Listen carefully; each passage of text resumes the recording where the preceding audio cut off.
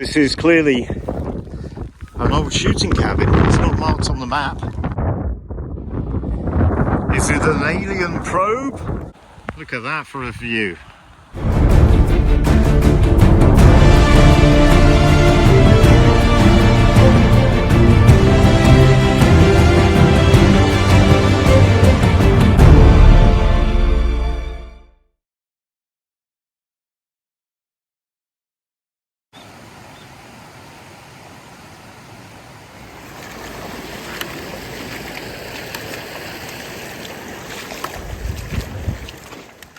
Good morning. So once again I'm back at the River Etherow, parked up at the car park near the on the Longdendale Trail. Just crossed over the Black Cloughs, and today's mission is to explore Rose Clough and Swan Clough, two cloughs which I think virtually no one ever walks. There's certainly no path. I've decided to go to the furthest one first and go up Rose Clough and then probably come down Swan Clough, but we'll see how it goes. This is the bottom of Swan Clough, so to get to Rose Clough I'm going to have to cross over this. Last time I was here with Simon we tried to follow the River Etherow, and that was just really slow going and not at all easy. Today I'm going to try a different tactic. I'm going to try and get onto the tops and walk along the top. I've just walked up Swan Clough just a very short distance so I can get up to the tops and walk parallel to the River Etherow.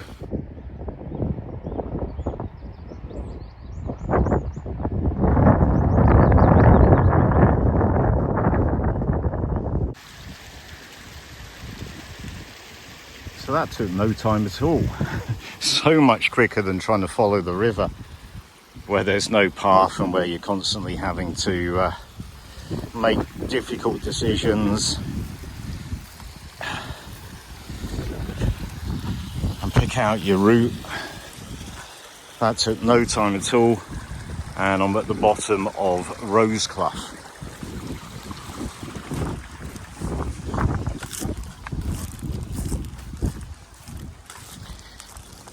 Looking at the map, Rose Clough splits quite a few times,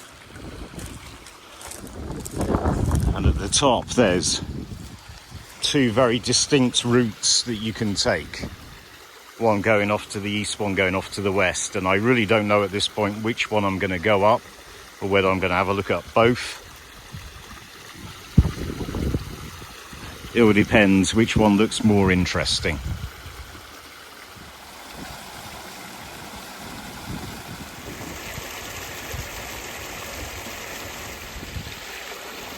That was a fun little bit of scrambling.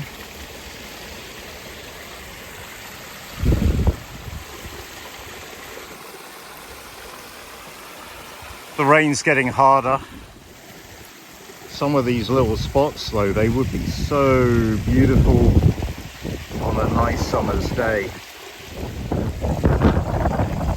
This is a lot steeper than I thought. When I saw this from a distance, I thought this was just like a side bit coming into the main clough, but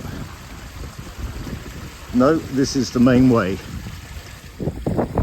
It's a pity I don't have some kind of handheld filming device, because I'm not able to film all the interesting stuff on my walks.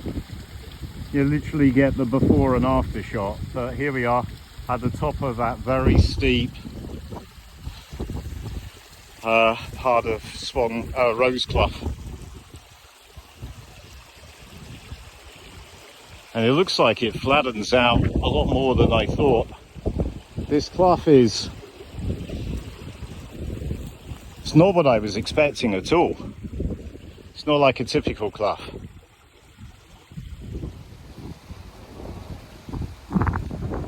There's definitely some kind of trail here, man-made trail. that seems to go along the top. I mean, that's, at first I thought it might be a sheep trough, but that's clearly been put there by people. So this may be a much easier way of getting from the bottom of Far Small Clough to Far Black Clough, rather than following the river like Simon and I tried last time, which was very difficult and took ages. So as you can see, it's a very small body of water that's coming down. It really hasn't formed much of a channel at all. It's very twisty, turny, lots of little bends. At times the stream is so narrow it's almost completely covered by the vegetation. Got another one of these traps. This is clearly an old shooting cabin. It's not marked on the map. I had no idea it was here.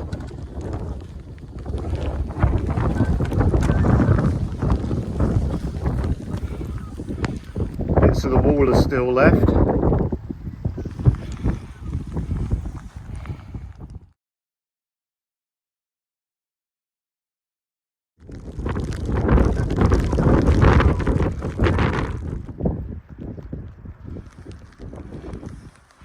The weather's pretty nasty. There are times where the stream disappears completely under mounds of earth.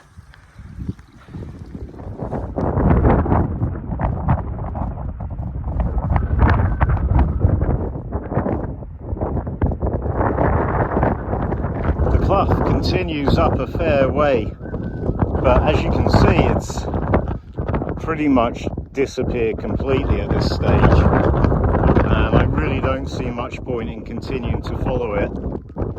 I think I'll keep going just till I get to that what looks like a ridge line from there, although it's not the actual top. This is pretty cool. The water's literally coming out of a hole in the peat. It's literally coming out of a hole in the side of Bleaklow. I really don't see much point trying to continue on up Rose Clough, because it's really just Rose Clough in name only. It's really just small little troughs on the side of Bleaklow.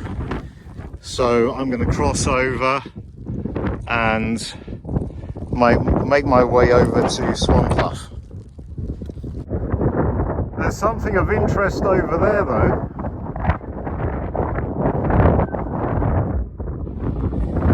Is it an alien probe? Or is it a weather station? Let's go find out.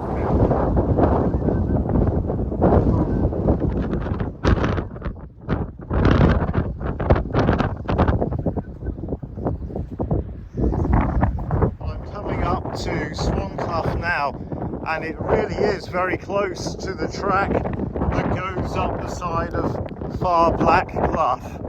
There's the bridge and the steps. This is Swan Clough. It's very wide and narrow and not overly impressive at this point, although it might change around about there. There are grouse butts. I might just make use of a grouse butt for a little bit of shelter for a rest.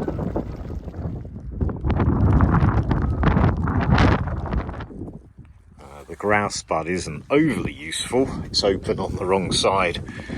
All the rain is coming straight in, but it's better than nothing.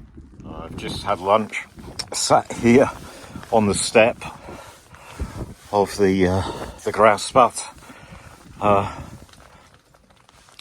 to use my body, my back, as shelter from the wind and the rain. It's kind of worked. Right, This is Swan Clough. Walking on this is quite tricky. There's no path at all. There probably is a track on the side, but where's the fun in that? Another one of the traps.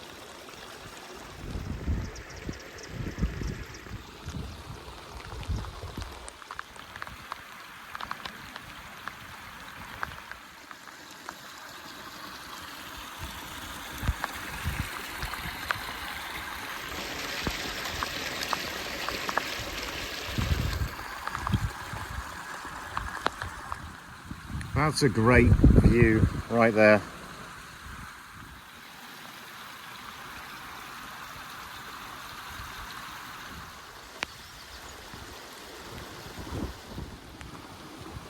Well, I'm pretty much at the bottom now. This is more or less where I came up a little bit this morning in order to get up to the side.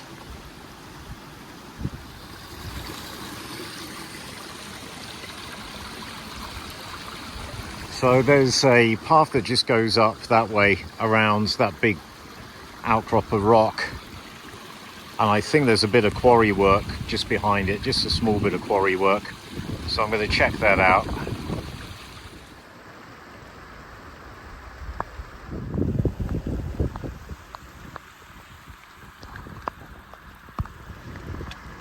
This is clearly used by the sheep as a shelter.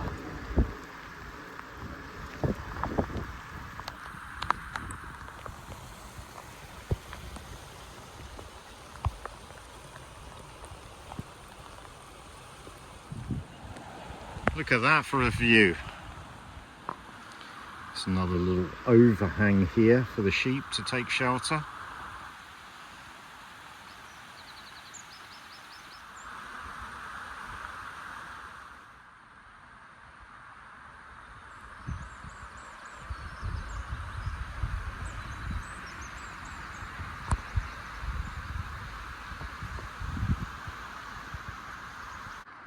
Well, I've completed the loop now. Now it's just a short walk back to the car.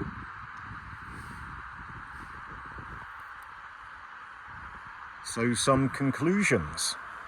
When I previously walked along the River Etherow with Simon, and we had a bit of a look at the bottom of Swan Clough and Rose Clough, it looked like Rose Clough was the more interesting of the two, but having walked them both, I actually think Swan Clough is more interesting. It's nicer at the bottom. Both cloughs are a little bit disappointing. They're both at their most interesting at the bottom, where it's quite rocky. And both of them, when you go up a certain way and the underlying rock changes and you're just on peat, then they're not particularly interesting to walk.